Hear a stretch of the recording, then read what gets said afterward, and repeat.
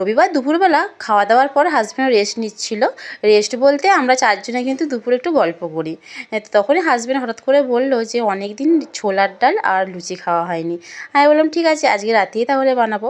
আসলে কি বলো তো, আমার হাজব্যান্ড না খুব একটা বলে না যে আমার এই খেতে ইচ্ছা করেছে এই খেতে ইচ্ছা করেছে। যখন বলে তখন যদি আমার হাতের কাছে সেই সমস্ত সরঞ্জামগুলো থাকে না, আমার মনে হয় যে আমি তাকে এক্ষুনি বানিয়ে খাওয়াই।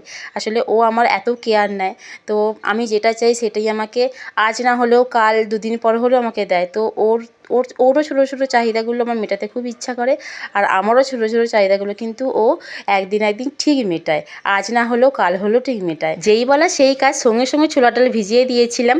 আর আগের দিনে তো ভাগনার শ্বশুর বাড়ি থেকে নারকেল পাঠিয়ে দিয়েছিল, তো সেই নারকেল তো ছিল। আর আমি বড় ছেলেকে শিখিয়ে দিচ্ছিলাম যে এইভাবে এইভাবে কাটতে হয়। আসলে আমি ওকে কাটিয়ে দিতে চাইছিলাম না, ওর কিন্তু খুব ইচ্ছা হচ্ছিল। আসলে ওর না খুব আগ্রহ সমস্ত কাজেতে, তো আগ্রহ থাকা ভালো। তো ওকে শিখিয়ে দিলাম, খুব একটা না পারলেও অনেকটাই পেরেছে। আর বলো তো, লুচি ভাজতে ভাজতে গরম গরম কার এরকম খেতে ভালো লাগে? আমার ছেলেরা কিন্তু এরকম খেতে খুব ভালোবাসে।